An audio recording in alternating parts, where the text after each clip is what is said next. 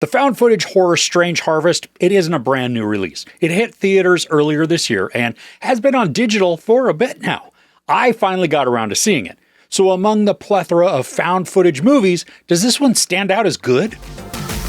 Detectives are thrust into a chilling hunt for Mr. Shiny, a sadistic serial killer from the past whose return marks the beginning of a new wave of grotesque, otherworldly crimes tied to a dark cosmic force. This is presented as a documentary, complete with after-the-fact interviews, interrogation footage, police body cam imagery, as well as some archival news reports, crime scene photos, and cell phone and handycam video. And this has a similar presentation style to the Poughkeepsie tapes, but the one thing that stood out to me as a massive improvement is the naturalness of the interview dialogue. In that other film, the experts who were recounting events, they felt unnaturally polished in their deliveries. It ended up feeling manufactured and fake rather than a plausible conversation. For Strange Harvest, we still have polished responses, lacking a lot of dialogue stutters or thinking placeholders like or but these still have a cadence and then an appearance of being said by somebody knowledgeable while also not sounding scripted. The premise is that a killer has supposedly returned to their killings almost a decade after he abruptly stopped. Now, the villain is a sadistic and cruel figure who comes across as a mix of Zodiac and Michael Myers. He hunts patiently, sometimes taking weeks and months to plan out an attack. But then he taunts police through cryptic notes that are filled with riddles and obscure hints that are counting down to some unknown event. Now, the visuals in this are grotesque and effectively unsettling. Most of the violence we watch is simply through crime scene photos or police footage as they investigate the crime scene. These are almost worse, though, than seeing actions carried out, because our imaginations fill in the gaps of the actual murders, allowing us to build scenes that are even more horrific. Now, the level of cruelty and torture that is displayed, it is wonderfully presented. I don't want to say that I was enjoying the visceral imagery. I was, though. But for a movie, it created an overwhelming sense of dread, especially because it's a consistent barrage of terrible acts without a known motive. And the effects, they looked amazing. They are stomach-churning and expertly made.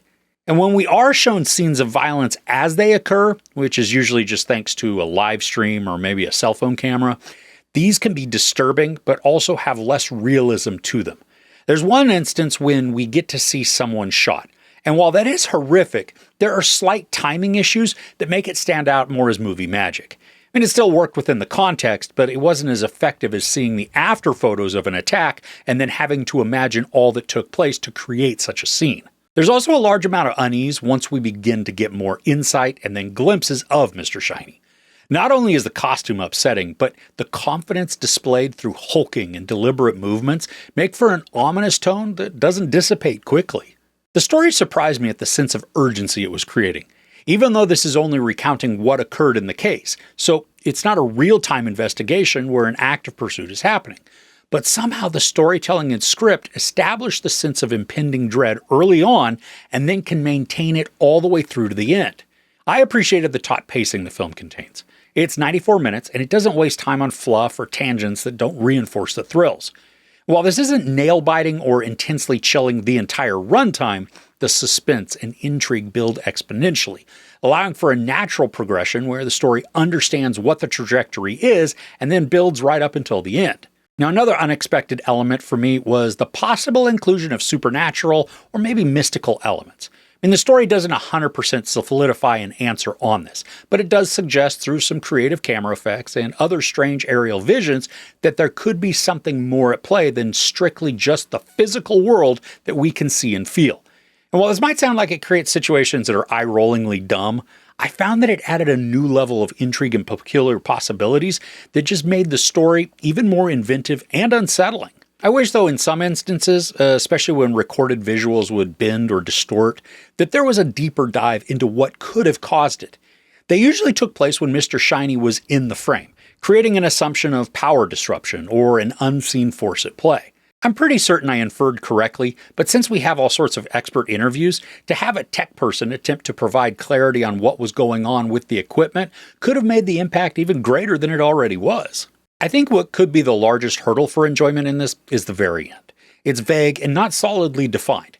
There are massive visual clues so we can make informed guesses, but the story itself doesn't spell it out. So if you are someone who prefers to have a conclusive resolution that limits room for doubt, the ending might frustrate you.